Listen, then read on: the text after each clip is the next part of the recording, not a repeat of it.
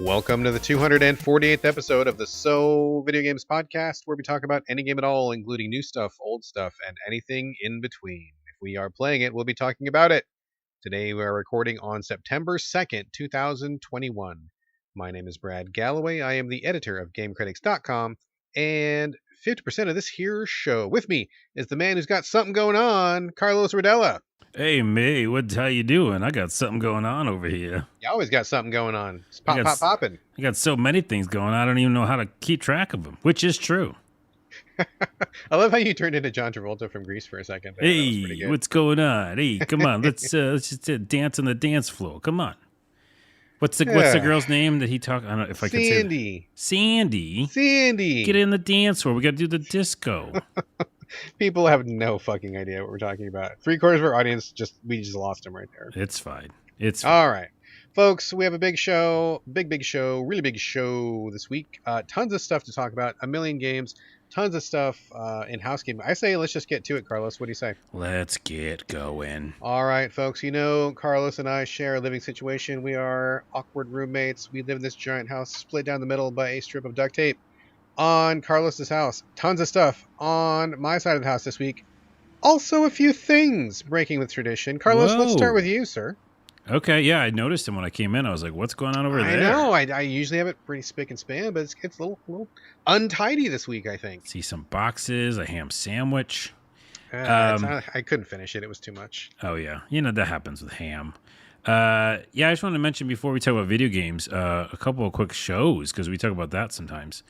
First off, Reservation Dogs is a treat. Oh, dude, I heard it was real good. Is it real good? It's real good. Oh, man. So basically, it's like a drama and comedy, and more leans on the comedy side. Is it a dramedy, perhaps? It might be a dramedy. And it's about kids, mainly kids on a reservation, but also it's like within a small town. So it's not just like what you're used to when you think of reservation, maybe like a desolate landscape and just trailers. For our international listeners, by reservation, what do you mean? I mean Native Americans on an actual plot of land that they were given to live on because the government stole the rest of it.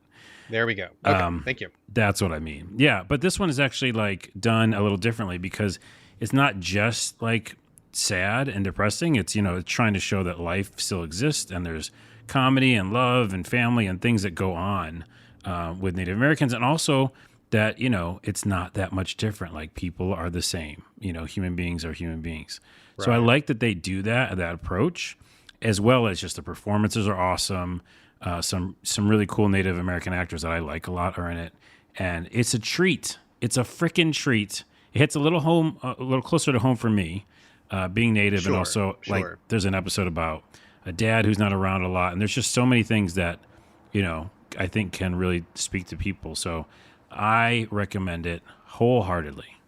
Excellent. Yeah, I've heard it's great, and I think it's on our list to watch. We haven't got around to it yet, but yeah, nothing but good things is what I've heard.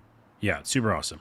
And then I think I was going to mention that because I never mentioned this, but me and my buddy Jason, I go on his podcast called The Movie Nuts. It's called Jason and the Movie Nuts. So just Google that. I get that reference. Yeah.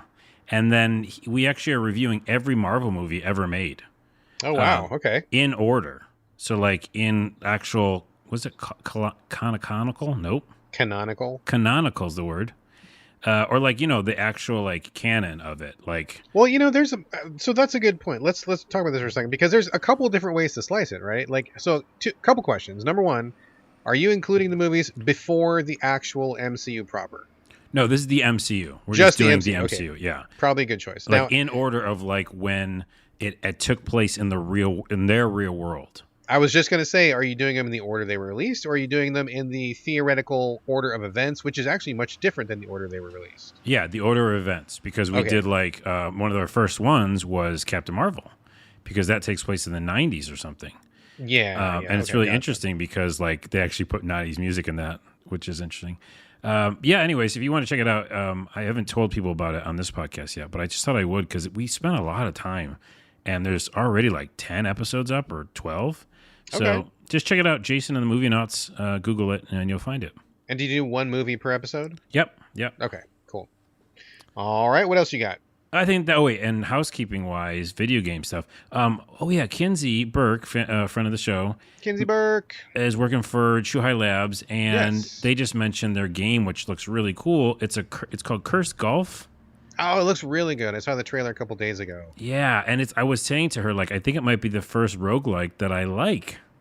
Is it actually a roguelike? Yeah. I just watched the trailer and I didn't pick up on that. There's a video out right now. Just Google it, and Okay. one of the developers is talking about it, Oh, okay. and it's actually like got some story and really weird characters, and with the whole curse thing, and you actually play golf, but it is also like you've gotta get through certain stages, and do things the right way physics wise, and it's like puzzles, and you can fuck up, and then you have to go back. And then you build up on your like repertoire, I guess, or something. But that seems like a really cool combo for me.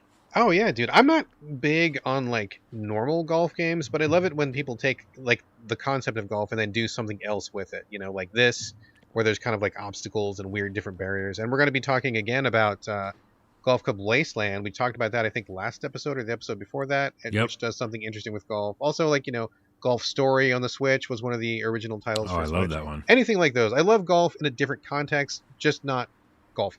Yeah. Yeah. So that looks really cool. Check it out. Curse Golf. Just Google that as well. And two more things. Or do you want to do some and split it No, up? go ahead. Okay. Let's finish it up. This is just funny because, we've talked about Cyberpunk a lot on the show. I still love it, but I'm not playing it because there's nothing really to do. Well, a couple of things happened that seem bad. One was when they did the new patch, they accidentally deleted reflective roads, like everywhere. Like, you mean like when it rains, there's Yeah. like a reflection or something? Yeah. So they just look matte, like regular, like Oh. always. Okay. It's something small, but it's just funny how like you can fuck that up, I guess. And then the other thing that's more important is that there's rumor, including them talking about it, that they might have those next gen versions get pushed to next year. I heard that. And do you mean 2023 or do you mean 2022? No, 2022. Okay. But like they were always saying it was this year, like the end of the year. That was the whole goal. Oh. So it's just another sad part of that story. Well, they'll get there eventually. They will, and I'll be there still. And lastly, this game came out of nowhere. I'm like all in.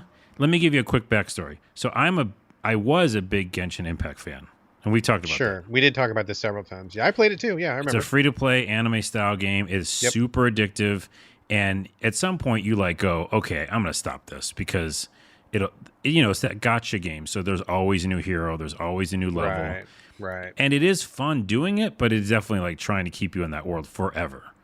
So there's something relaxing about it. I love it. So all of a sudden, showing up on Game Pass as a game preview, so it's like early access, is a game called Craftopia, which is just like a Genshin Impact in the fact that the color is really the same. It's really like, colorful and Wind Waker, not Wind Waker, Breath of the Wild style.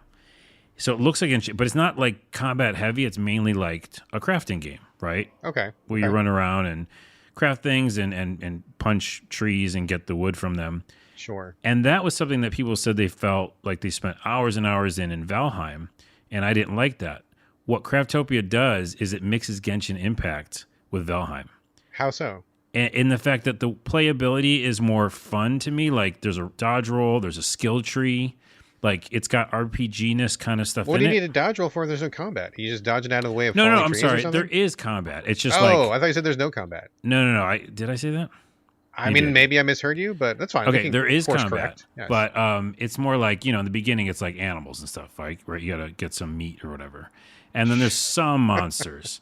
Okay. But then at some point the idea is you upgrade yourself well enough that you get to go to a different island, and some are like a snowscape, and some are different, and so then Sure. different monsters and things will be there. But it is a perfect like relaxing, like something you get out of Genshin Impact or Valheim, where you just go in.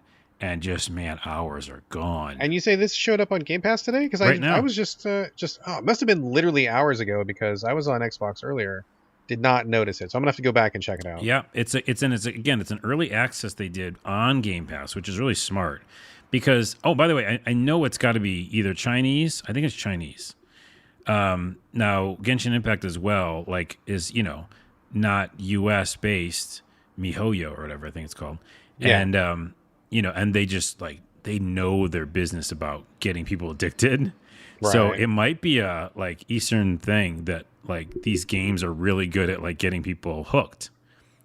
Incidentally, China just did a stupid law where kids can't play video games like very much. Did you hear about that? I did hear about that. I was going to look up the details before the show, and then I forgot. It was something like kids under 18 can only play for like 1 hour a week, Yeah, and it's so during certain crazy. times or Yeah. something. And of course, me and my wife were talking about it, and we're like, how are they gonna track that? What happens if you break that law? Like, oh my, it just sounds like a nightmare. Well, it's actually easy to track that because all those games are online.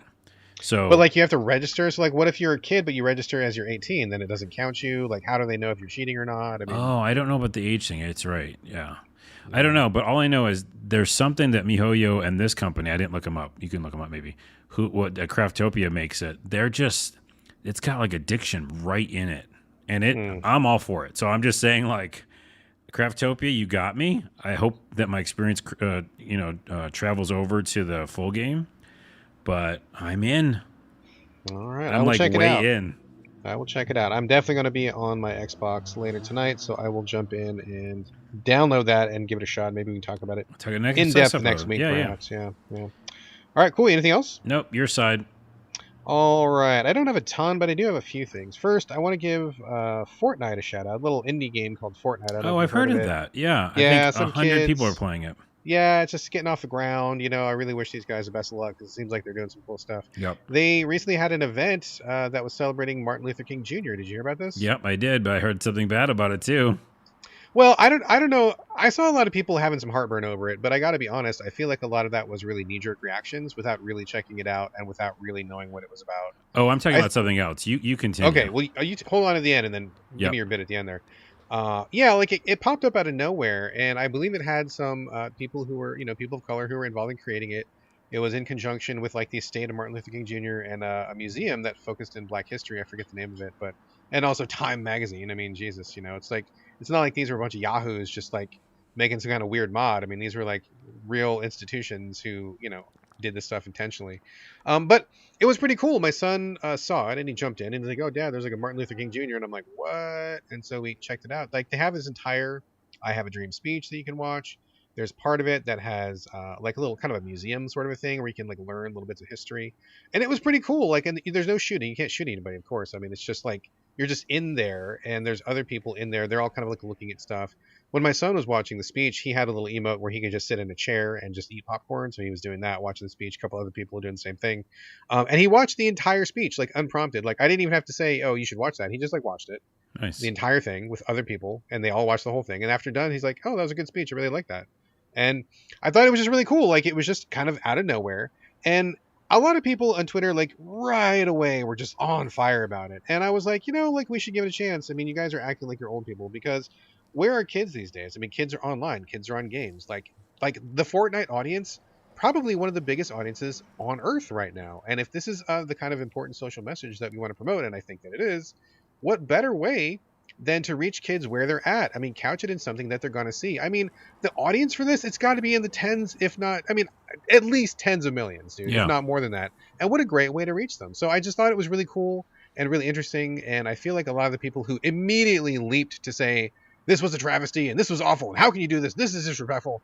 Well, I mean, is it though? I mean, because you got to reach the kids where they're at, and this is where they're at, and this is a great way to do it. And there was, of course, no shooting or anything like that. That would be a big no-no. It was just being in a world and walking around and seeing these museum exhibits virtually. I mean, that's what it was. So I thought, why not? That Yeah. seems to be pretty cool. What was the bad thing? Well, now I almost don't want to say it because that was a very positive way to say it, and it is true. I think it's a good thing.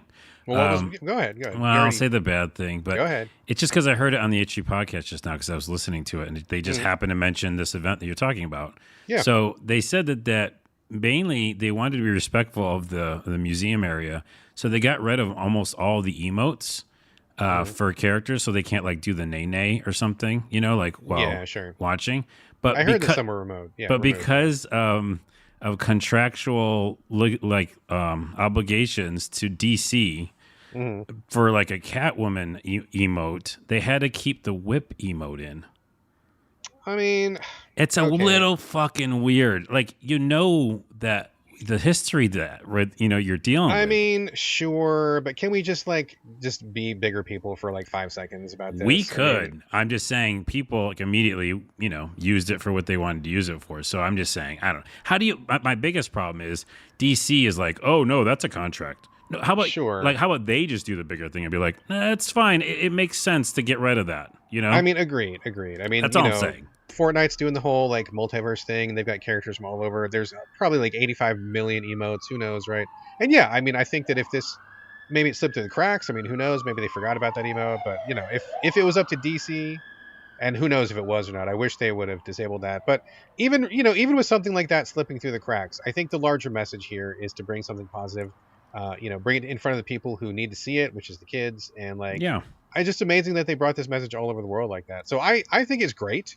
Maybe there was something they could do better. Maybe they could disable a few more of those emotes, or maybe just change it up, tweak it a little bit. But overall, I'm behind it 100%, dude. I think it's a great idea. Here's what I'm saying, and I do agree with it, and I'm glad you brought it up because it's very good to do. And again, you have a user base there, then of course they're gonna you want to talk to your user base. They're there and inform them and educate them. But I think if they do another one, especially more of a respectful one or whatever, or just it's not like obviously flaming cannons or something, and it's something like this, then just like maybe restrict what the character model can do. Right, that makes sense. And they kind of did, but I mean, I think this is maybe, like you said, contractual, or maybe there's an oversight or something. I agree with you. I think that's exactly right. I think they should definitely work harder to like get those pieces out of it. So yes, agree. Because I mean, it's easy. Any video game we play, we go to an area where we can't fight or use our sword. Right, It happens all the time. So it's not rocket science. I agree. I think that's good feedback for the Fortnite people. I'm sure that they've heard that feedback.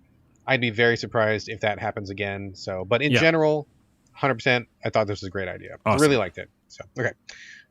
Moving on, I want to give a shout out to my friend Eddie Inzauto. He is the guy that I tagged you in on Twitter yesterday or the day before. Eddie is a good guy. He used to be on Twitter all the time a couple years ago. And well, probably longer than a couple years ago. Time goes by weirdly these days. But Eddie's a real great guy. And he got real busy doing work and stuff. I don't know exactly what happened to him, but he kind of like disappeared off Twitter for a while. And he recently popped back up, and I follow him on Instagram. I still follow him on Twitter this whole time. And he's like, "Hey, I'm going to start listening to your podcast, starting with episode 1." And I saw that. I'm like, you got a long way to go, buddy. I know. He seemed very excited that there's like, a couple hundred episodes for him to catch up on. So I was like, wow, that's amazing. I like it's awesome. And I feel like a great honor that anybody would want to listen to us for that many episodes. So that he's going to start off at number 1 right now instead of just jumping in with the current podcast is amazing. So well, us and Corey, because he's going to have a lot of Corey first. That's true. He's going to get through 100 episodes of Corey, and then it's going to be like Carlos shows up, and it's going to switch gears. So he's got basically like 2 kind of different types of show to listen to. But yeah, what a journey, right? It kind of reminds me of one of our listeners who was listening to the Game Critics podcast when he was in, I believe it was Iran. And he's listened to like every single episode, and then we did like a special episode for him. So that, I guess there's people out there who do literally listen to every single episode, which is awesome. I would like to be that kind of person. I don't think I have the raw time, but I think there's a couple shows I wouldn't mind going back and listening to every single episode. But for those people that do, like Eddie and Zato, man, hats off for sure. Hats off. I gotta get this soundboard installed so I can do the applause. All right. There you go. Yeah. I'm gonna get that. And when Eddie hears this, he's gonna hear this in 248 he'll hours. Never hear this. Oh, he'll hear the shout out 248 hours later. Eddie, when you finally hear this, tweet me and let me know that you got to this episode, and let me know what you think so far. 248 hours. Do the math. How many years is that? In fact, it's longer than that because our shows are way longer. It's probably more like 500 hours. Right. So 500 hours. Do the math. Should use Google. I can't. That's too much math. Well, 500 hours is, and then just do years. I didn't type hours.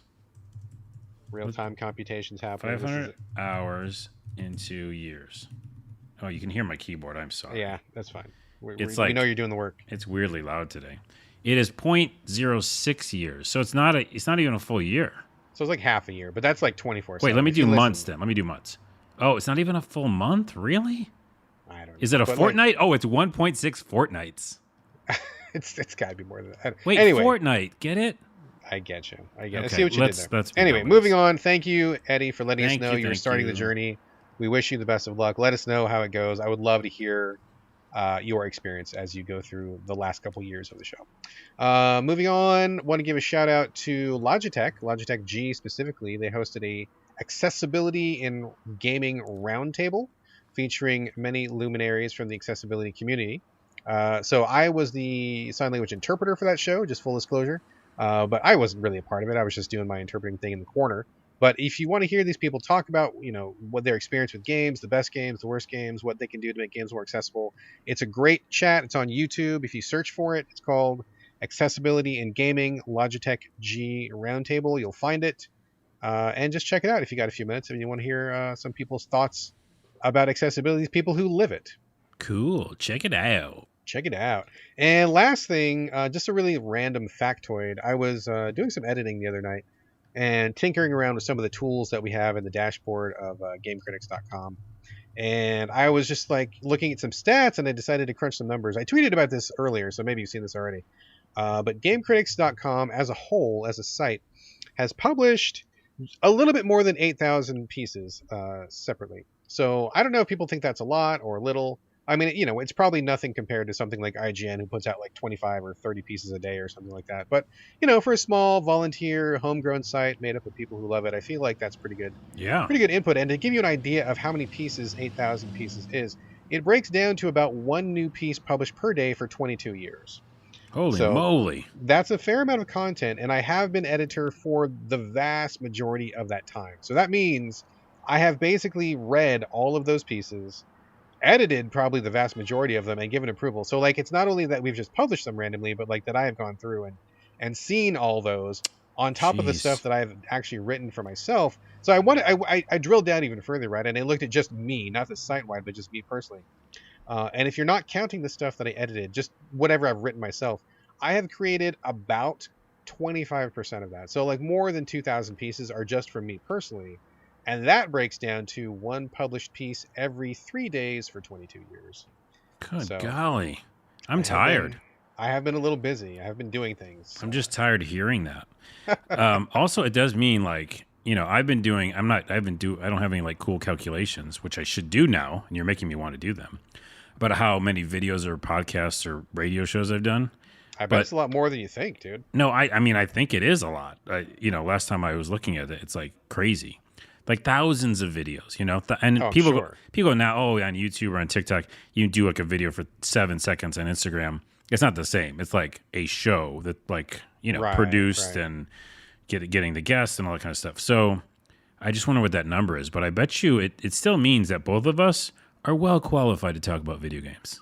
Yeah, we are producing some content in all caps right there. So. Yeah. All right, that is all I've got for housekeeping. Anything, any last little bits and bobs before we close up the house here? It's good you said that because I opened a drawer and there's 3 bits and 3 bobs. But I'll just do the bits. So someone just said Pathfinder Wrath of the Righteous is actually really good versus the other Pathfinder game. Kingmaker. Yeah, this new one that just came out, I think, is called Wrath of the Righteous. And they're saying they did everything better or something. I don't know. I just saw that. So I think we didn't like Kingmaker, right? No, I thought it was good. I played it. You did. I played it maybe 3 or 4 weeks ago, and I'm like, oh, this is really great. It reminds me a lot of Divinity: Original Sin, right? The top down. Yeah, I thought it was good. It was just too much game for me. I had to put it on pause, but I thought it was good. Right. And if this one's even better, then I'm definitely interested. It's better and even more detailed, so you have no time for it. But I just had to bring it up because I saw that before we came to the show. Also, did you read all about it? Remember we talked about that on the show? It's on my list, dude. I actually brought it to my son. He said he would be interested in watching it, but we have not watched it yet because we have like 3 or 4 other shows that we're like in the middle of, and so we need to finish those first, and we're going to get to it. It's on my list. Let me know when you do, and I'd like to talk about it in the show. And then 2, I guess there's 4 bits. No Man's Sky has a new DLC that's supposed to be the best one ever. Dance Party is the new content. I heard it. Oh, what? I don't know about Dance Party. If you build a dance floor in No Man's Sky and you get those tunes cranking, all your alien bros will get down and boogie with you. That's really cool. That's pretty funny. It's but there's like a base building, like a extension, something to do like almost like story based about aliens. It's called Frontiers. You're saving these decrepit towns that aliens are living in, and they need help. They need the traditional hero to come save the day, so you show up to their town and be like, hey, what do you need? What do you need? What do you need? And then you go, go on a shopping list, get the stuff they need, and save their town. Okay. We're not going to go back there, right? We're not going to go back. No. I had a really good time with it, but I'm not going to go back because that stuff sounds cool. But I put like 80 hours in that game, and I feel like I had the experience. Dude, I think I had 130. At least I remember you played it way longer than I did. Because I played it before you and everything. Yeah. Anyways, okay. And then lastly is that I'm gonna get a soundboard and hook it up for our podcast. So just letting know that's gonna come soon. And if anybody listening has any like sound bites out there, they can send me. That they want me to use on the show. Yes. I guess. I can't tweet me. We need an email. I guess you use the So Video Games email. We actually do have an email. Yeah. We need an email, but with our video game name. It's Videogames at SoVideoGamesPodcast@gmail.com. I don't know. You gotta put the podcast on because somebody stole the other one, motherfuckers. I don't know why they stole it. I don't think I have access to that. That's why I don't know it. Do I? Yeah, we have it. I mean, we do mention it at the end of every show. Okay. Yeah, I know. I mean, I do have access to it. I have said it with you at least. I know. I'm asking if I have access to that email. I don't know if you do, but we can figure that out. Let's make sure that happens. Soundboard coming soon. Let's get into video games. Okay, great. Since we're talking about soundboards, I will just give a quick shout out. I know that nobody who was on that show is listening to this show, but I was a really huge fan of the Josh and Jay podcast when that was around. Josh and Jay plus Rowan Kaiser back in the day. It's no longer a show. Everybody's gone their separate ways, but they had a soundboard and they had some pretty funny clips. And one of the funniest clips was Rowan Kaiser saying 600,000 penises. Oh, geez. So if anybody has that sound clip, I would love to get that sound clip. That was a really funny clip. And you want to use it on our show? Just for funsies, just as a shout out, because that was a great podcast I really enjoyed for many years, and I'm sad that it's gone. I think our soundboard's going to get filled up pretty quickly. We shall see. All right, let's move on to the actual meat of the show. We got tons of stuff to cover. Carlos, we're going to start off with you. Riders Republic Beta. I'm assuming you're playing this on Xbox? PlayStation. It's on all the consoles, yeah. Okay. I don't know anything about this. You talked about it before, and I took a quick look at the video, and it was like, I don't know, people being like real extreme or something. So you want to fill us in about a few more specifics than that? That's the exact box quote. It's people being extreme or something. Pretty extreme or something. You're not too wrong, by the way, because this is going to be a very short, it's just a preview. It's a beta, early access or whatever. And for some reason, again, my loud cards are back. I apologize. That's fine. We had an ambience or sirens earlier. It's just I probably got to move. Anyways, so this is an early access like beta. It's only for a limited time. You can still play it probably by the time you heard this podcast. And it is an extreme sports game, which some of those I like quite a bit. I don't think you like any of them. I don't think I do, but this one's pretty extreme, right? Because you got like crazy stuff in there, right? Like you got wingsuits and all that. There's pretty much anything you can think of going downhill or in the air you can do. Whether it be skiing, snowboarding, riding the bike, which is the main thing they introduce you to, downhill. And then there's actually at least, what do we call them? Like flying suits. The wingsuits, yeah. Yeah, wingsuits. So that's the idea. And then, the beta basically shows you like the one player experience, which is there's a miniature story, and then there's obviously story to bring you to each new section. But why I stopped really fast is a couple reasons. One, let's go to talk to what you just said about it being extreme things and doing extreme things. Everybody in this, like all the characters, are like using slang that no one uses. Is it like the leftover 90s Mountain Dew stuff? I guess so. What is that? Like, oh, dude, like to the extreme, like, oh, rad. And, like, kind of, stuff. But they're doing their own versions of it. It's like they're not being from the 90s. They're just like, yeah. And I wish I had an example. But they're like using a slang that no one ever uses, right? Like, it's royally awesome to do this thing. I hope, we can really prime it up. And I'm like, no one says prime it up. And then it's like, there's a story about you're being like, oh, I think that guy's going to be the one who's going to be the best biker or, extreme sports person. Let's train him. So the story bits are painful and really annoying. Bad. Yeah, because you're being shown all these things. You have to go through them. And then secondly, and almost more importantly, because you and I, and definitely me, I've played almost all the bike games, right? Like, what's the one that I love? Downhill, Lonely Mountains Downhill. Lonely Mountains Downhill is real good. Descenders is really good. Yeah. And even with some of the limited graphics, like the physics and stuff, they really get right, like on so many different styles. And this one is just kind of not great. Physics don't feel correct. They don't feel correct, and especially again of playing like so many of the other bike games. It just feels like, oh, surprise, they had many different modes of transportation they were going to use. Do you know what I mean? One size fits all. So maybe the bike feels a bit off, but the engine has to accommodate the wingsuit. It has to accommodate exactly the skateboard or whatever. Yeah. Yeah, and I just feel like everything felt like, snowboarding, you were like eating shit. You could like pull off more stunts than you probably should, Mm-hmm. You just hit a couple buttons and it's almost like SSX tricky style.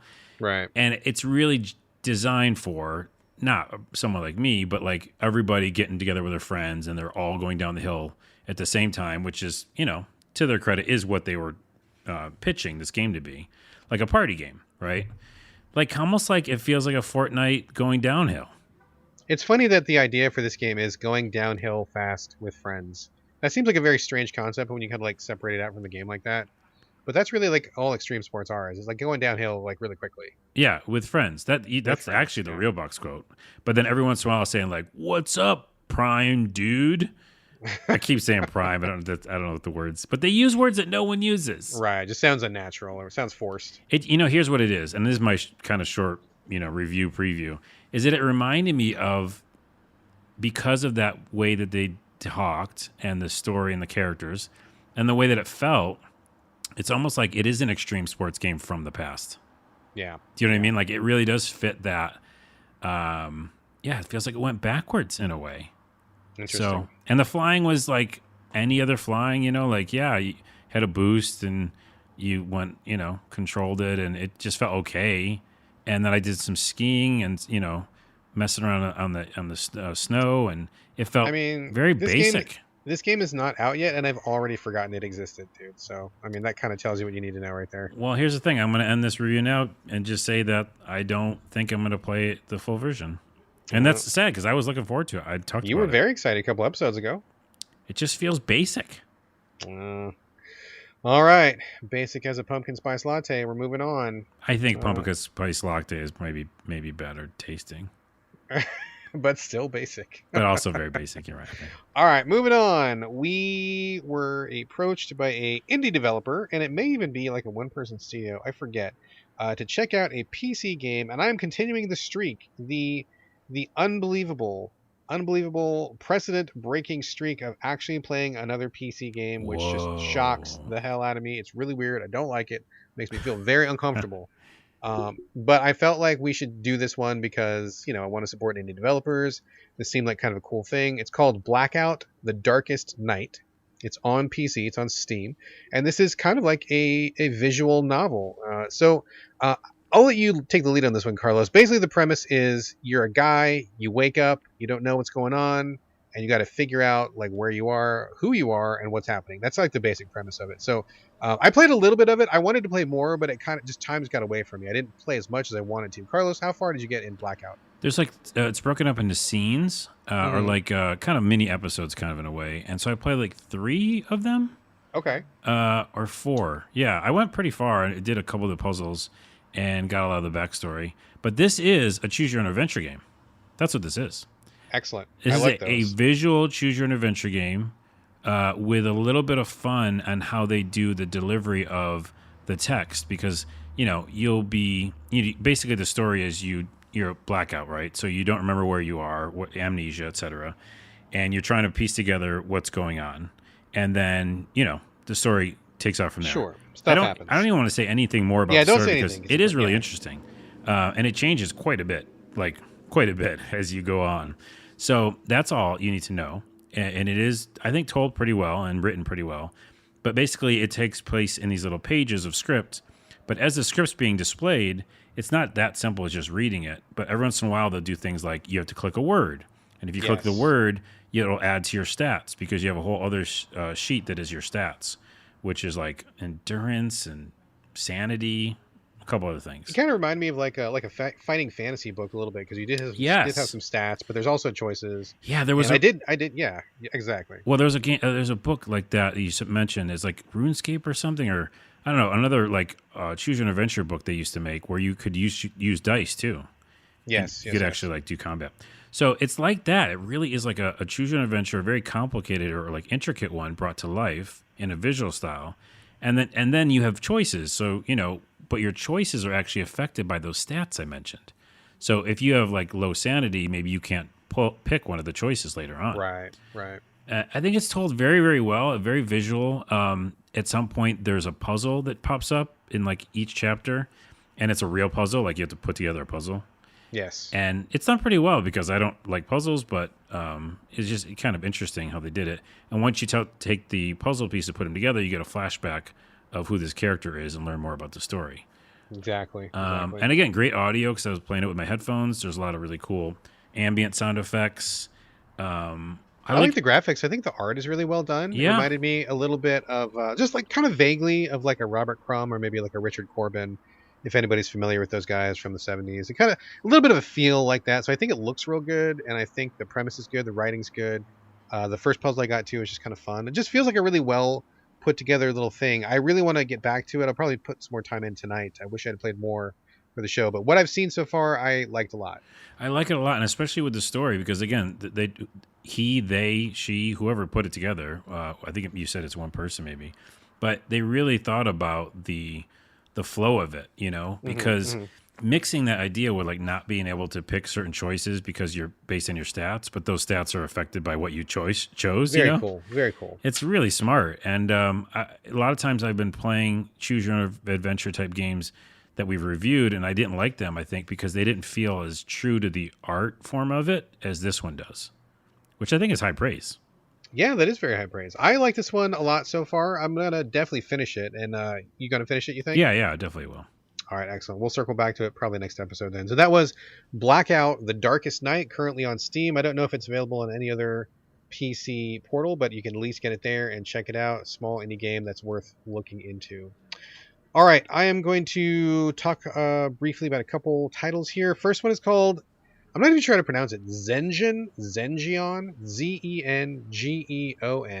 I believe this is a Chinese produced title, and it is on the Switch. It is a top-down, they call it a roguelike, and I feel like they're pushing the boundaries of like what a roguelike means. There's not much story to it. Basically, some demon king escaped something, and you got to like stop him. Wait, hold on.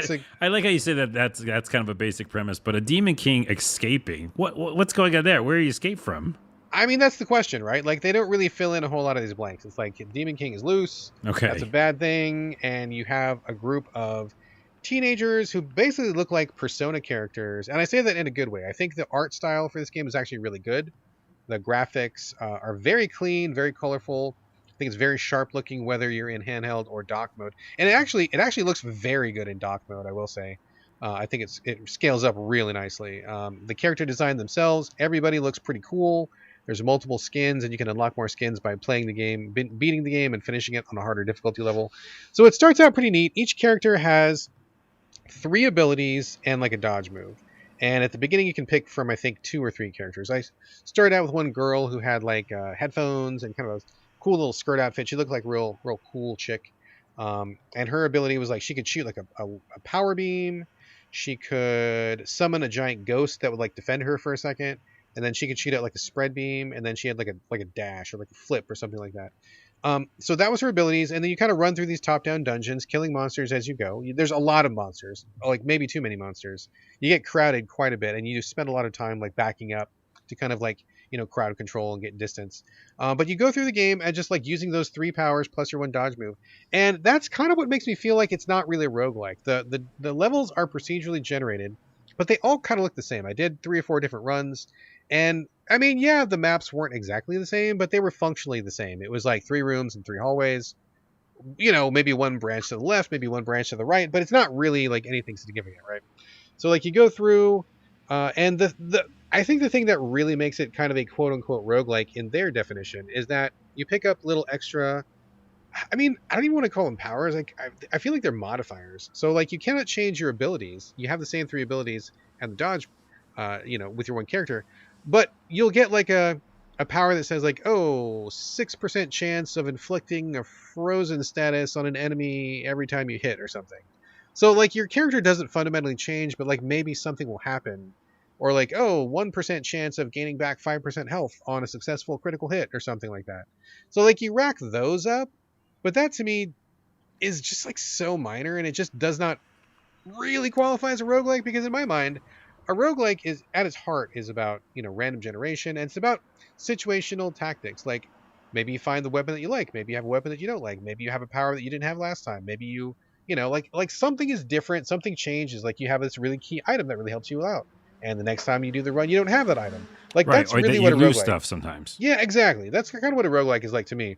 So to have a character who stays static, but maybe you get a little fire effect on every 15th hit, or maybe you get a freezing effect on every 20th hit or something. Yeah. That's not enough. Like, does not feel enough. So really what it felt like was kind of like a top-down, just dungeon crawler, but you're not getting really different loot, and your powers aren't really changing, so you're kind of just running through the level, grinding, cash to buy some of these little upgrades that you get, and then just seeing how far you can make it. So I gotta say I felt really quickly like I was playing the same level over and over and over, and that's one of the things that you never want in a roguelike. A roguelike should feel very different from run to run.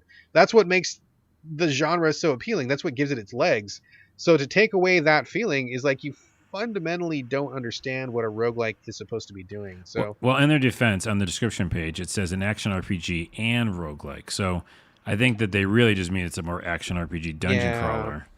It just feels like a very basic, kind of straightforward, repetitive dungeon crawler, which is a shame because I think it looks great. Character design is interesting. All the different characters I think I tried 2 or 3 different characters. They all felt pretty different, so that was nice.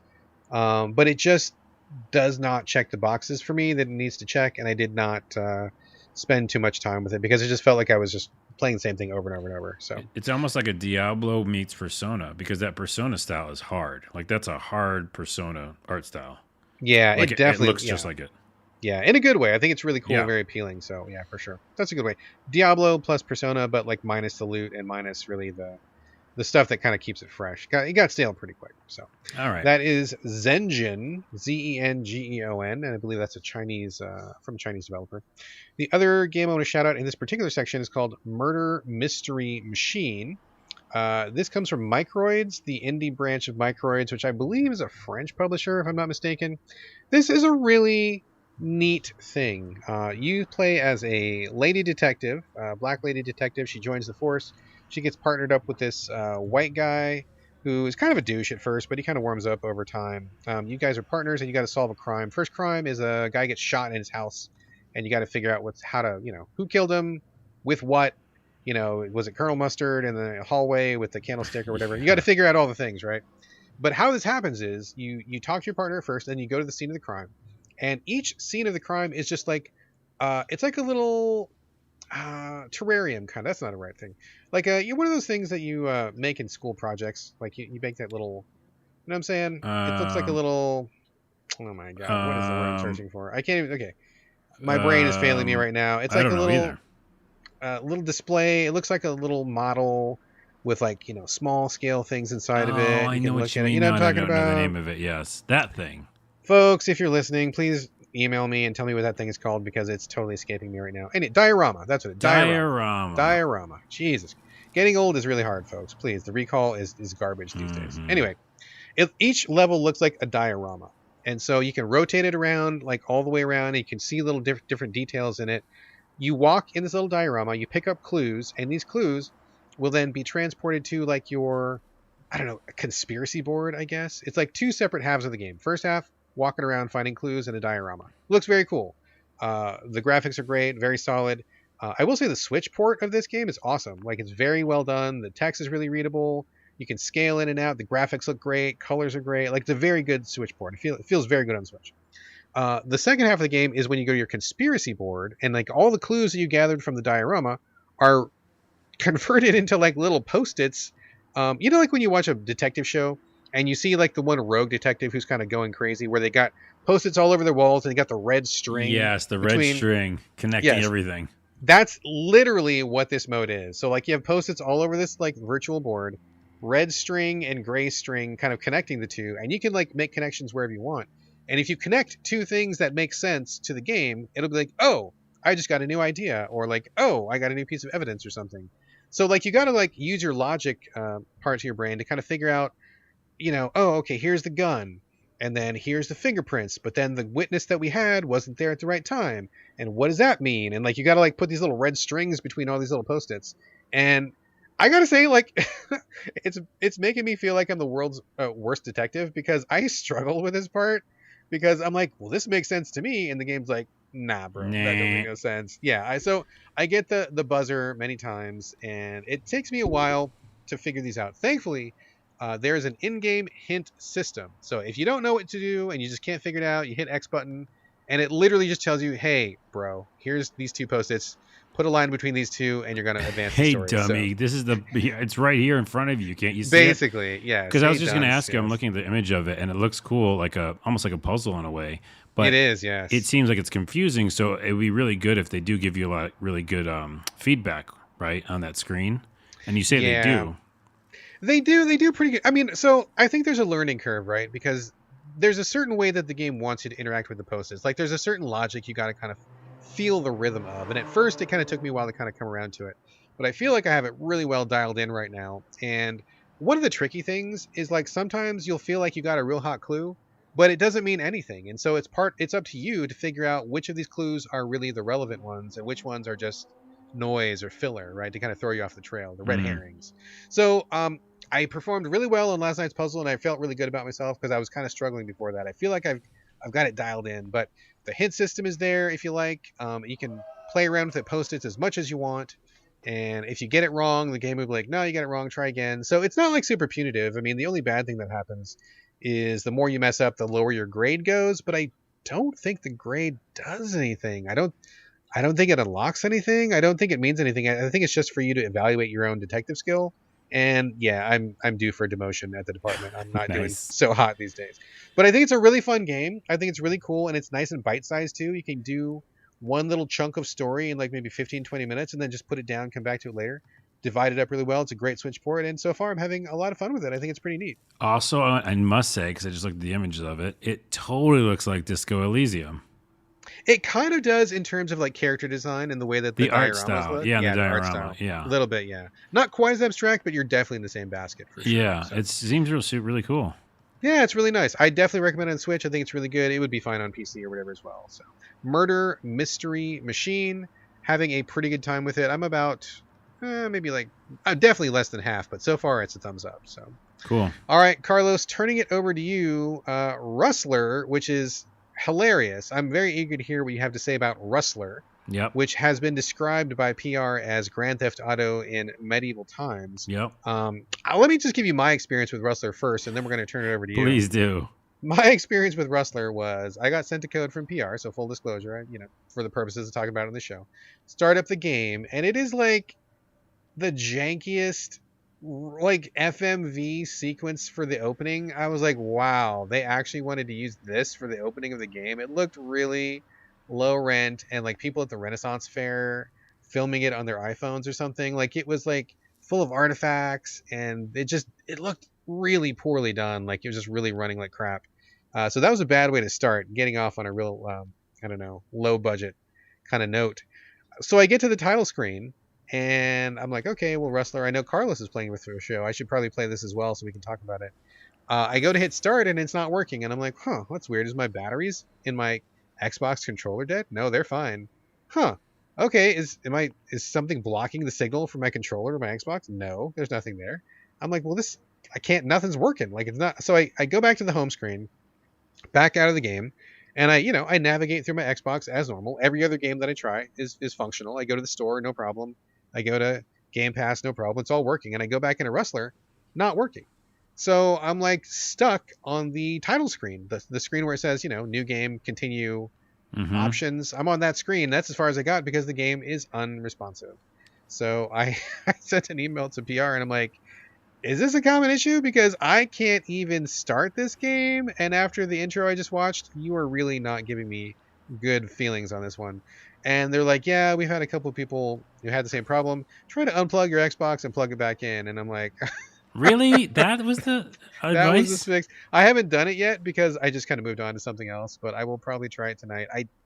I'd be very surprised if that worked, but we'll see. Well, I will say this in their defense, and any other game developer that we ever talk about ever, Brad Galloway and technology do not mix. I have anti-technology aura. That is true. And you get every single bug that other people don't. It's like literally every episode you're like, and Carlos, guess what? There was no a volume. Yes. Oh, Carlos, guess what? It just crashed on me. And I'm like, that's never happened to me in those games ever. So that is my constant experience. Yeah, yes. I'll say that. We'll throw that out for a grain of salt, right? That's true. Well, I didn't have that. And also, I played on PC because I have a controller. So this game, use a controller, and I just plugged it into my PC. Also got a code, so thank you very much. I was very excited for this and very excited to buy. I guess there will be a full version, right? Because it's still early. Is this not the full version? I don't think this is. Yeah, I don't think this is. What version is it? Or just early access, I believe. Huh. Okay, I thought this was the full version. Maybe that's my mistake. But so how much of a chunk did you get? Well, no, you get there's a lot of stories, a lot of stuff to do. I did not finish. Okay. It's just that I think I remember seeing in the beginning, like, hey, if you see any problems or experiencing problems, like, send them to us. So it feels like they might still be working on parts of it. Okay, I know one part they got to work on. The beginning for you and fucking title screen, yes. So okay, so anyways, I played on PC, so I didn't have those issues. I bet you I wouldn't have had those issues on Xbox either. But probably not. I was following this for a very long time. Probably mentioned it on the show a couple of times. It originally was called Grand Theft Horse. Was that? Yeah, it really was. I'm sure they got a C&D from. And they got a C&D, and they're like, Rustler, you're not going to call it that. So Rustler, I guess it works. It's not my favorite name, but you're basically, I don't want to say hooligan, but you're like a guy who's going to do shady business for coin, right? That's who you are. Sure. And you're the Rustler, I guess. But basically, it's top-down view, old school Grand Theft Auto, or what's that game from? Oh, there's so many games that are just like it, but they're all escaping me right now. But, you see your character from above, isometric view, and It has a lot of the Grand Theft Auto isms in it, but it's in medieval times, like you said. And, like, the very first quest, or actually the introduction to the town is very cool because you get to, like, an overhead view of the town, and you know what you're getting into because there's a cow on the roof, and he's, like, spray painted. Starts wacky, huh? It starts wacky immediately, and there's just stuff you can see that's just, like, all over the place that has, old school Grand Theft Auto vibes. Or even Saints Row, really. I think this is actually more Saints Row than Grand Theft Auto. Sure. And then the very beginning, you start the game, you're walking around, you see like two guys just fighting. And that's really fun. Like there's like stuff going on in the world that's, not just you. And you have the basic attack, punches, left and right punches. And then when you pick up weapons, you can do weapon stuff. There's a great crossbow. So you can use the right analog twin stick shooter style for the crossbow. Okay. And all the missions in the beginning are basically like, hey, go steal this horse from this knight, which automatically feels fun because I love the medieval world. We talked about Miracle Workers and how much fun we had in that. Yeah, I watch right now the season 3, which is the Oregon Trail version of Miracle Workers, and then I'll play this, and it's still kind of fun because it feels like old timey. Right. Anyways, the first mission is you go steal the knight's horse. And, after you steal it, like, he's there, so you've got to, like, fight him. And then once you kill him, you run away, and, it's very similar to, like, Grand Theft Auto. You can bring the horse into a barn, and then it changes the appearance of the horse, which is funny. Like they did the cars. So there's so many parallels to, like, things that you literally do in Grand Theft Auto. That's why I think they were, going to call it Grand Theft Horse. And then, like, the next one is a little more, different. Like, you've got to, like, fight somebody or steal something or... I forgot what some of the other stuff was, but at some point there's definitely cops, but they're like the guards, but on their horses they have a siren. Oh, that's funny. I know. How funny is that? You don't like that. I know you don't. But I'm just saying it's more like just like the red and blue light. I don't know what it actually is, Sure.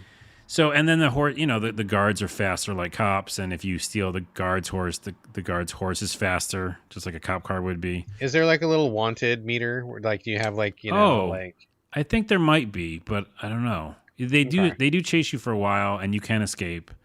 And there's physics kind of in the fact that you can break barrels and do things like that. It's just a fun ass playground. And I cannot stop playing it because I already knew what I was expecting, like this game to be. It was exactly what I thought it would be.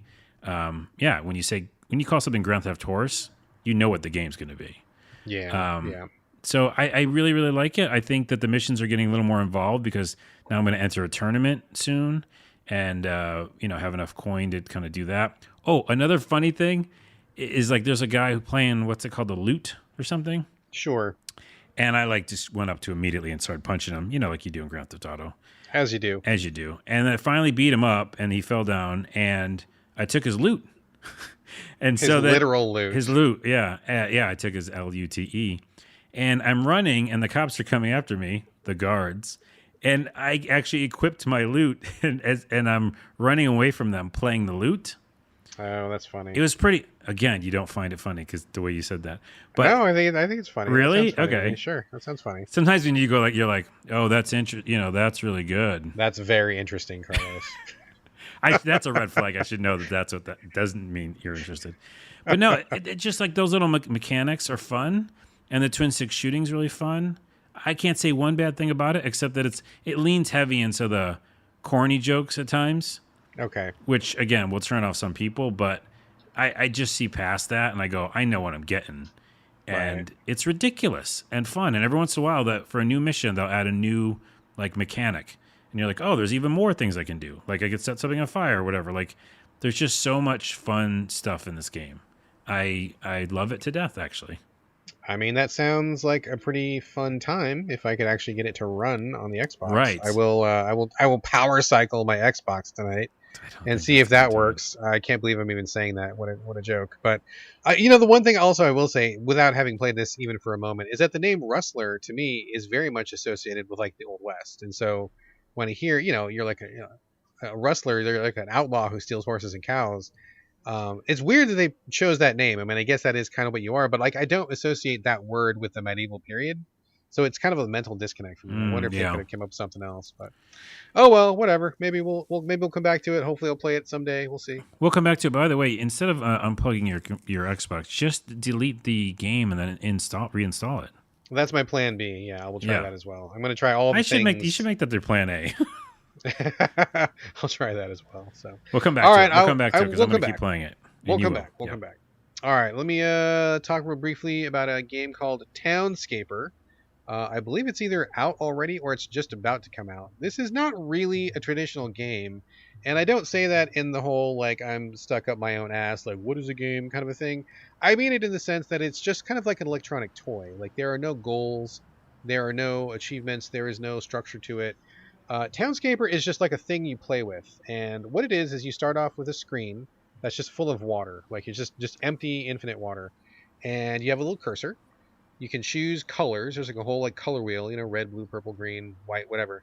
And then you can change a few more settings like the scale and stuff like that. But basically, all you're doing is you are clicking your cursor somewhere in the water, and then boom, a little house appears, and it's just like in the water. Like, it's on stilts maybe it's on a little mountain, maybe it's on a wall or something. Like a little house appears.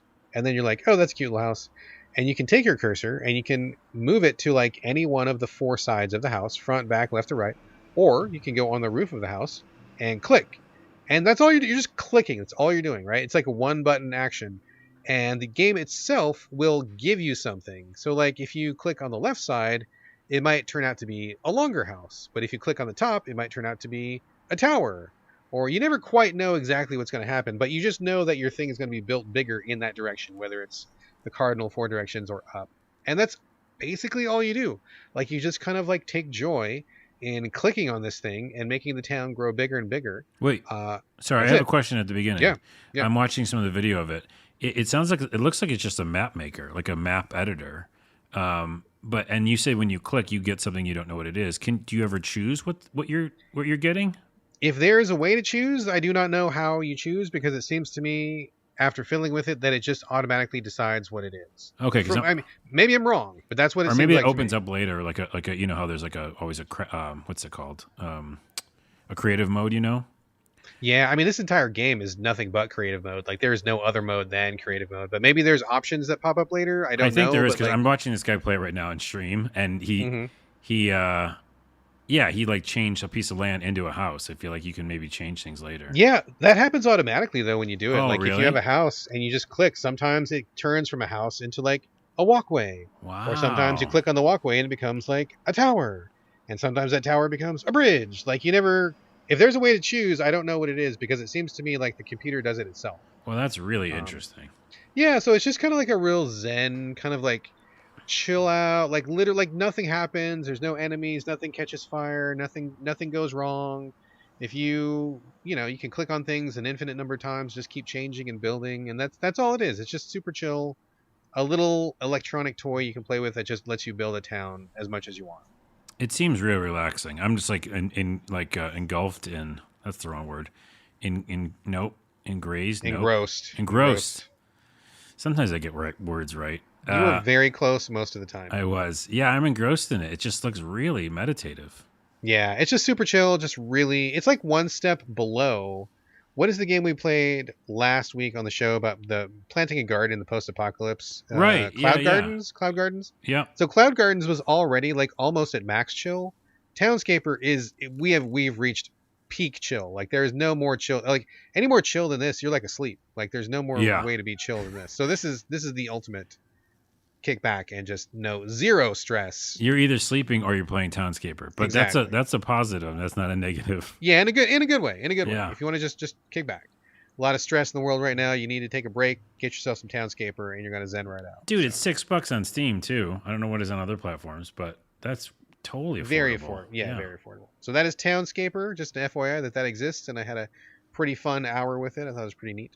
Now I want to circle back to a game that we talked about last episode, Carlos.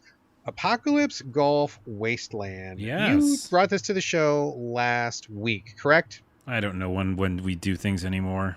I need to know literally exactly to the day when you brought it to the show. I need to know right now. Either last week or the week before.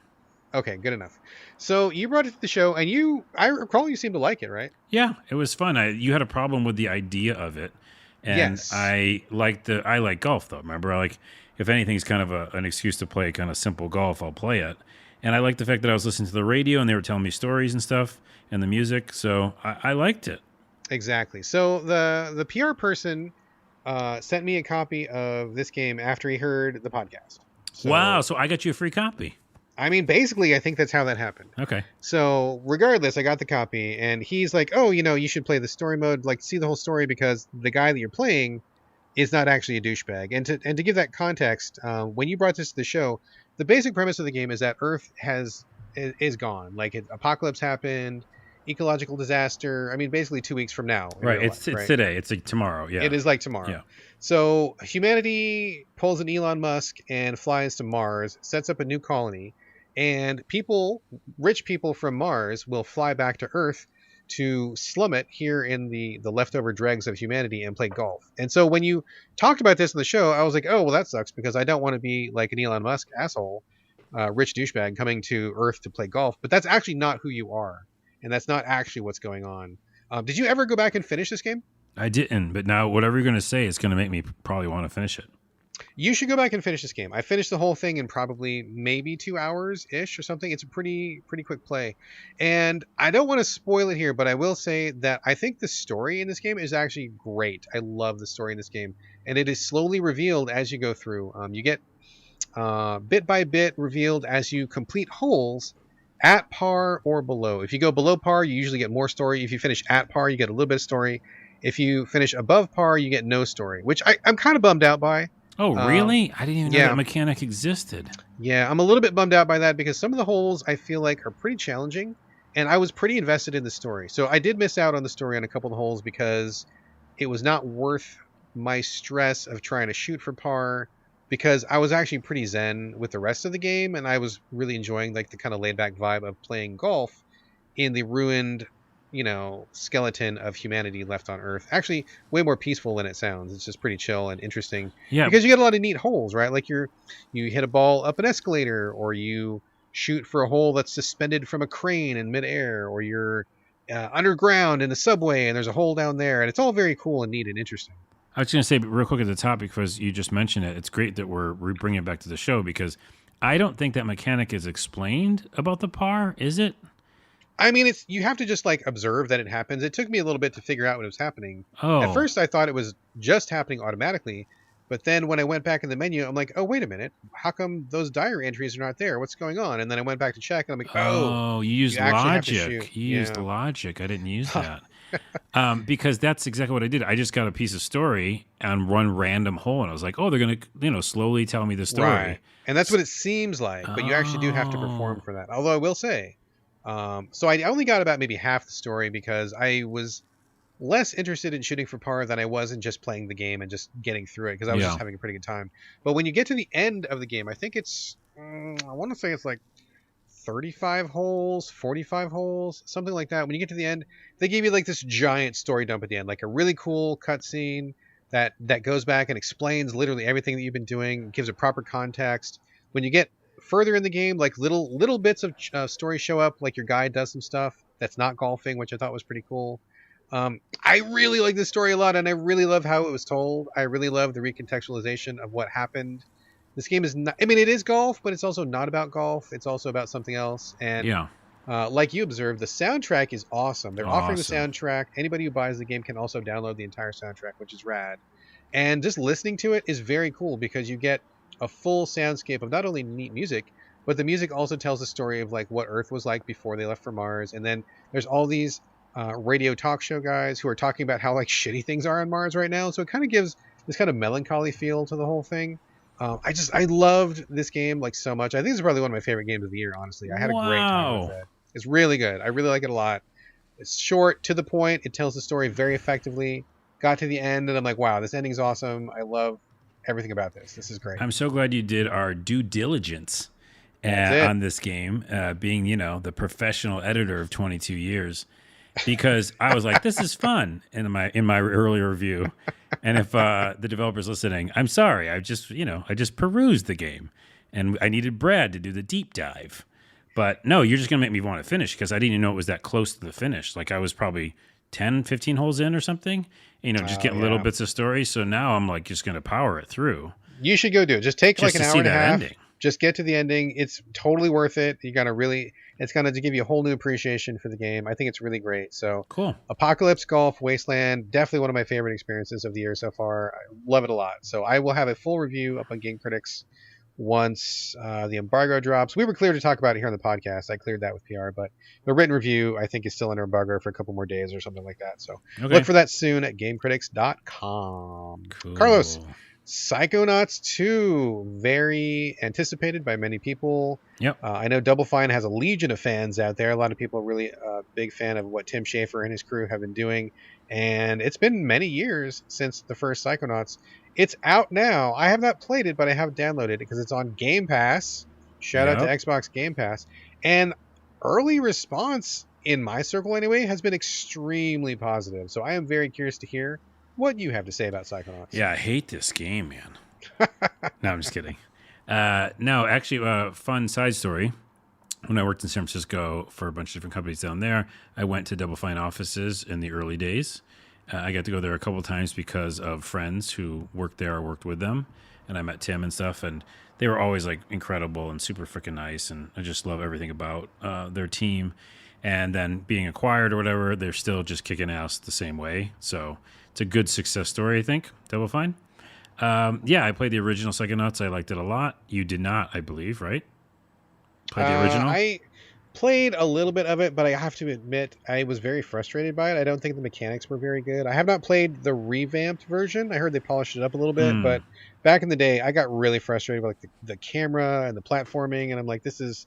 I thought it was funny, but like I just couldn't put up with like the janky mechanics of it. Yeah, it was just another time too, right? Like another Yeah, development yeah, time. years ago. Yeah. Years ago, I still liked it because of the concept. Because again, not many games are doing the idea of you are going into other people's brains and literally platforming inside their heads, seeing different things that they think or fear. This game does, what Psychonauts 1 did better in every way.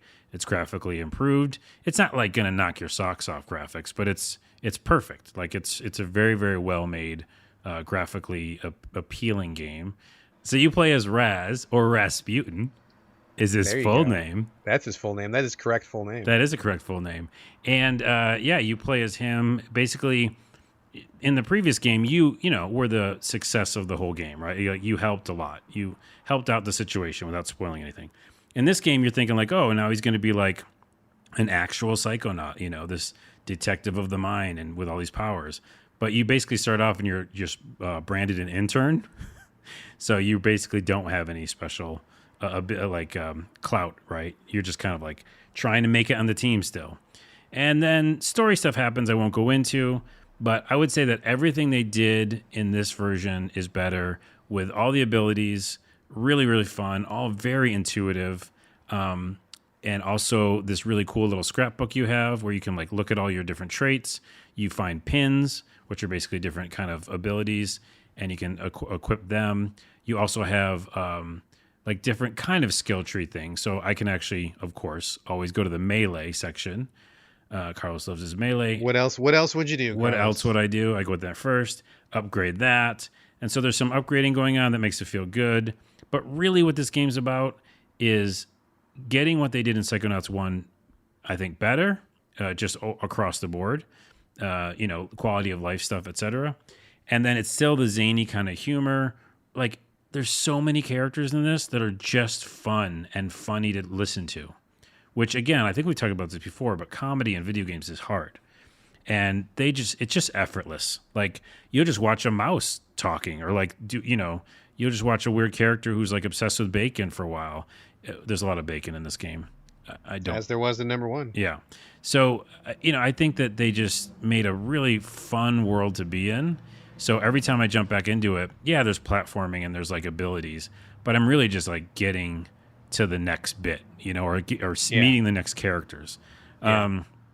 And then the other thing they obviously have already been applauded for is there's very few games that do this well, but they really take mental health issues, shine light on them, and they do it the right way, because there's like, self-doubt monster, or like, bad choices, enemy.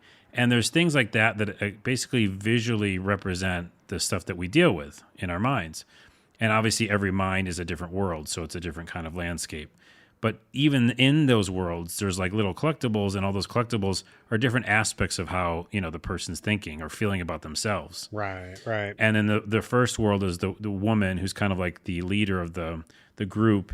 And, she's very like strict, etc. And you learn more about why she's that way by jumping into her head and helping. And actually, weirdly enough, though, there's this little mini game where you can jump from thought to thought and connect them. So you can actually change people's thoughts a little bit. That one was a little sus, because I was like, she was like, hey, I don't want you to go on this mission. This is the very first one. And so you jump in there and learn a lot about her and why she acts that way. But also then you're like, but I really want to go on this mission. So you connect this abilities, like her thoughts, to be like, well, we should let them go. That's a little weird. But I don't know about that one. Let me go back to my original part where I was praising it about that. Because I really do think it's really awesome that they, again, shine light on all the sorts of mental issues that we all have, or that some of us have. And again, it doesn't make fun of those mental issues.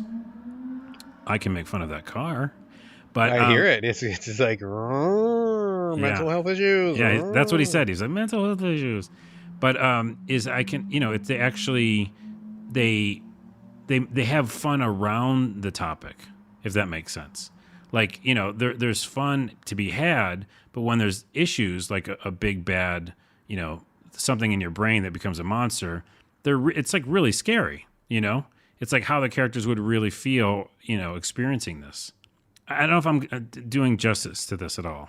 No, I mean, that makes perfect sense. It's just, it seems to me like one of those things where you just got to probably just got to play it to really fully appreciate like how they are approaching it. But what you're saying makes perfect sense. Yeah. Yeah. It's like when you jump into someone's head, there's lots of stuff going on in there, and some of it's good, some of it's bad. And I think it's just really awesome to represent it on screen. And so it's actually like an educational kind of aspect to this game as well. So, I mean, that's almost the main reason I like it, because I'm just excited to jump into each head and see kind of the different things they're going to represent. And let me jump in real quick. I want to ask you a question, because this all sounds pretty good. And I, like I said, I downloaded it already. I just haven't got to it yet. But, as I said at the beginning of this segment, my big issue with Psychonauts 1 wasn't really the writing or anything like that. I mean, I think it was like the platforming. I'm not even sure. I might have even finished it just like kind of a hate play, but I remember like being really frustrated by like walking around trying to find like 10,000 doodads, like feathers or strips of bacon or whatever it was in the first Psychonauts. and just like the platforming just being really frustrating and just not mechanically very good. So I'm hoping that you're about to tell me that all that is better. Like maybe you're collecting fewer things, fewer doodads, less busy work, and I'm hoping the camera's better and the platforming is better. Yeah, the camera's 100% better. The platforming is, I think it's close to the same, but it's better. I don't think it's like, again, groundbreaking or changes in a huge way. Like there's double jumping and grabbing onto ledges, and it feels a lot like the first one. I mean, as long as it's not terrible. It's not terrible at it's, all. You know, as long as it's fine. No, and there's more mechanics. I mean, there's that sliding thing. There's like grabbing onto to different pipes and stuff. The other thing is the abilities. I forgot the abilities of the first one, but these abilities are fun. There's a ball that you can levitate on. There's psi powers that you shoot enemies with, and it auto targets, so it's very easy. The melee feels really fun. So it's really fun to hit things and kind of move around the world. And all those extra doodads are there, but you don't need to get them. So, like, there's an example. There's like these little bags, and they need like a little key for them or something. And so you find, if you want, you can find that key in the world and then go open up the bag. But you don't have to do that stuff. So for me, I'm just like mainlining it. Just want to know about the story. And that's fine. No, you haven't gotten stuck. You haven't been like, oh, I got to go back and find 100 keys or 100 doodads. No. Okay. And again, this is perfect kind of throwback to what we said on the show before about what Double Fine had said about easy mode. There is so many options when it comes to how you want to play this game. Invincible is one of them. If you want to turn that on, then you fucking just go for the story, you know? So that's actually like a quick way for a reviewer or one of us to kind of get through it. And then also you can just like, sliders on things, right? Like just have abilities turned on or off. So there's so much accessibility. It's ridiculous. It's very, very fun. It's heartfelt. I've not finished it at all. I'm at like the second mind. And it's a relaxing time. It's very, very relaxing. It's educational on mental issues. And I can't recommend it enough. I think it's quite a perfect game. Excellent. Well, that kind of matches up with what everybody in my timeline has been saying. I haven't heard a single person say anything bad about it, which is good. I'm very much looking forward to it. I'm not the biggest Double Fine fan, but I have enjoyed many of their games over the years, and I have met Tim Schafer. He's a real nice guy. So hopefully this is great stuff. It's on Game Pass, like I mentioned, so it's, if you have Game Pass, just grab it. No reason not to. And hopefully I will crack into it before too long, and we'll talk about it. You should. All right. A couple more games, and then we're out of here. Just a couple quick shout-outs to some shorties. Did you ever play Mom Hid My Game, Carlos? Yeah, we talk about it in the show because we do millions of shows, and we probably don't remember. I do not remember. I was going to search it, but then I'm like, that's going to take too long. I'll just ask Carlos. We did. Yeah, I know it. Mom Hid My Game hit the Switch a couple years ago, and I just thought it was a hoot. It was a hoot and a holler. It was so fun. It's basically like a series of like micro mini games where you are a boy who wants to get his 3DS back, and your mom wants you to study, so she hides your game, and each level is just like a tiny, like you can finish them in like 30 seconds or like maybe a minute or something, where you'll be like looking at your living room and there's like a couch and a shelf and whatever, like random items, and you just kind of click on each item to find out where mom's hid your game. But it's not just as simple as that. Like it's like weird, super wacky things will happen.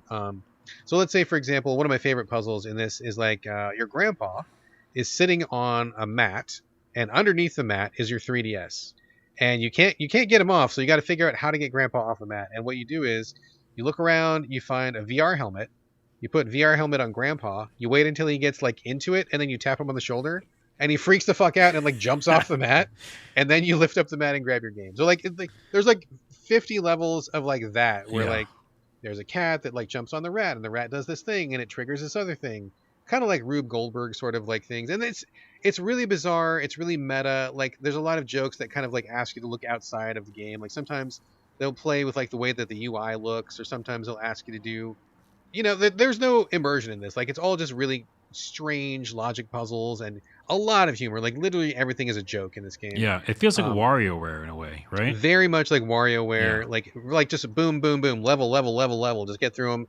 It's really fun. I really like it a lot. So Mom Hid My Game number 1 is on the Switch, of course, but Mom Hid My Game 2 just came out, I think, last week or the week before.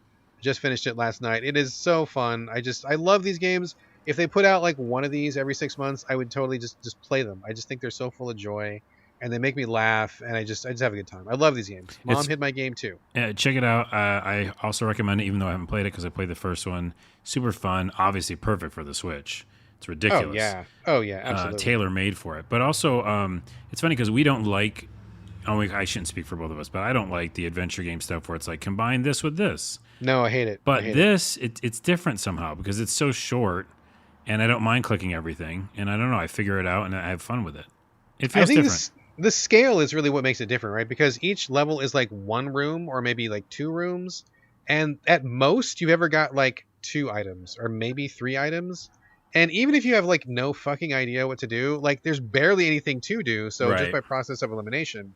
And, to the game's credit, there's also a hint system. If you really get stuck, you can go into like a little mini game, a little matching mini game, and there's hints. So I feel like it's really easy. It's a lot of fun. I laughed out loud several times, and it's just quick and light. And I just love these kind of like breezy experiences. So it's good stuff.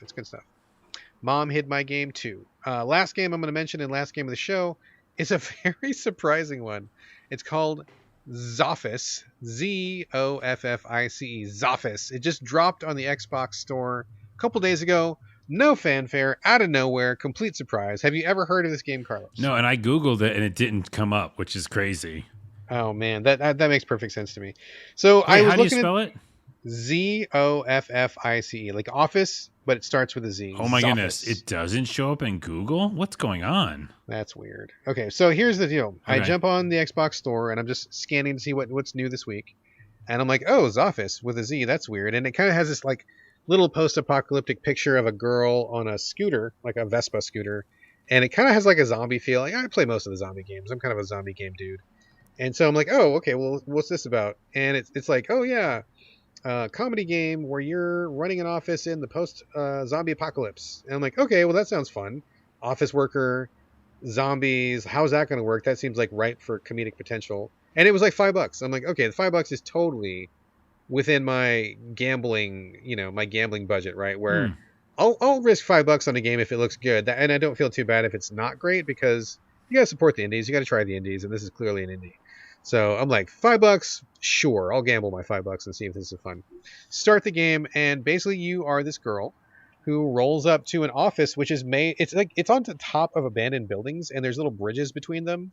And so like the first building is like, I don't know, it's like the copy room, but it's actually the roof of a building. And then you cross this board to the next roof, and it's like the meeting room, and it's like on the roof there's like a table and chairs, but you're also like on the roof of this building, and down below, like zombies are like walking around, and you can kind of see like the undead like down below the building. So you're up above it all, and there's people who are just like making copies, and people who are like fixing the electrics, and definitely post-apocalypse. It's really weird. You start walking around and talking to people. It's kind of an isometric perspective, and you just talk to different people like, hey, how's it going today?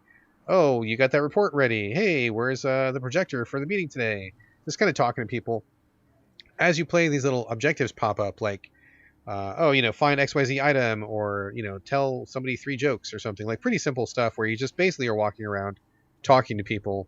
But I think the gimmick is just like, you're trying to engage in this like very boring, banal situation while surrounded by like the zombie apocalypse, which is really funny. So I go through this, I'm like, oh, this is great. Like the graphics are really great and colorful. This idea is like wacky. I really like this idea. The jokes are funny. I'm really enjoying it. So I get to the part where the big boss shows up, rolls up, and it's time for the meeting. And you have the meeting, stuff happens, and then like it's over, and I'm like, okay, cool, let's go to the next section. And then credits roll. Whoa. And I'm like, whoa. So I look at the clock. It was like 11 minutes, like literally 11 minutes. I'm like, okay, this has got. Could you have done something to elongate it? See, that's exactly what I thought, right? That's exactly what I thought. So I got to the end of the credits, and it's like, oh, speed run for extra achievements and do it in 5 minutes. And I'm like, well, I mean, I guess, but like, I want more. So I went back, I speed ran the whole thing in under 5 minutes, got literally all the achievements, and that was it. And I'm like, man, this game is like 5 minutes long, and if you don't speed run, it's 10 minutes long, like literally 10 minutes, which I like shorter games, right? But like, that's taking it to a ridiculous extreme. I know, we're always saying we want shorter games, but 10 minutes is like, dude, that's not, I mean, it is a game, and I feel like I don't really have a good argument against why it's not enough of a game, but it's like, I guess my problem is like I was really enjoying it, right? Like I thought Yeah, it was cute. I like was the having a lot world of of it and fun. stuff like that. Yeah, I love the world. I love the premise. I thought the jokes were good. And I was like, dude, I could totally play. I mean, I don't want it to be like a 20-hour game, but like an hour. I could have played an hour of this. I would have been very happy at the end of an hour. Maybe even 90 minutes. Or, maybe after I finish this, then the next section is maybe I got to go home. And maybe there's goofy stuff for me to do at home. Maybe I'm living in some apartment in the zombie apocalypse and I'm dealing with that. Like, that'd be a cool situation. But, like, literally, it's just you show up to work, talk to a couple people, the big boss shows up, game over. And I'm like, man, this sucks because it was really good, and it sucks because it's good because I wanted more of it. So I mean, that's a weird place to be, right? Like, I don't want people to make games that are too long just because they're long, but I feel like this premise was really rich. There could have been a lot more to it, and I guess leaving me wanting more is good, but at the same time, 10 minutes, I feel like that's really, really short, and I paid $5, so I don't feel completely burned, but I've gotten a lot bigger games for $5. I'm like, come on. Yeah, and I mean, like even mobile games can like last for a long time. Yeah, and they're like $3.99. So I would say this: it's kind of like a demo, because if you like the world and you like the developer, really, right? Because what they built. So let's see what they do next. I also say, like with a lot of shorter games, like we said before, games are hard, and so they were probably really excited, that they finished it. And I don't know, instead of like going for another 2 years or a year, right? They're like, well, let's get this out in front of people because it is done, but then we can build more. So I mean, I'm just talking my ass here, but. No, I mean, that all makes sense. I mean, here's my takeaway, right? And I don't know if the developers are going to hear this. Hopefully they hear it. If not, I mean, my takeaway is I loved what you did, and I want more of this. And I was genuinely disappointed when it was over. And I guess that's the highest praise I can give you. And I'm not mad. Not mad that I spent the $5. I'm not mad that it was short. But I guess I just wanted more, and I would love to get more. So if you're hearing this, please make Chapter 2 or a bigger version or something, because I feel like you're good at this. So keep going. Yeah. Cool. So there we go. Zoffice. It's on Xbox. I'm sure it's on Steam. And it takes it literally 10 minutes to play through. So check it out if you want to see what that's all about. It was a good time. All right, folks. That is it. This is the end of the show. Before we go, heads up that we still have shirts on sale. designedbyhumans.com/shop/SoVideoGames. Check that out. My shirt is still doing well. I think we're like 3 or 4 weeks in, wearing it once a week at least. Good. And you're going to take a picture with it and put it on Twitter. I keep forgetting. I will take a picture of it. No, I know what it is. You don't have a good picture. You're like, I always make a weird face. You make faces, yeah, when you take and pictures. Then I'm like, I look at one, I'm like, I look kind of fat in this one. I mean, I'm kind of fat, but like, the picture makes me look extra fat, like more fat than I am ready to claim. Pictures are weird. Pictures are weird. Yeah. So I got to get a good one where I'm like, I'm not slouching too much and I'm not smiling weird. And then it's, pictures are hard. Pictures are hard. Anyways, at some point we'll see that. And yeah, go over there and check it out. And before we leave the show, I want to say one weird announcement from me. Uh-oh. It's not I'm not leaving the show. But I mean, good, because that didn't even enter my mind, but okay. Oh, okay, I am leaving the show. Oh, geez. All right. No. The weird announcement is I'm going to tell you this because it's going to launch, I think, tomorrow. And so by the time this podcast goes up, it'll be up. But as a side hustle, but also not a hustle, it's a passion and kind of fun for me.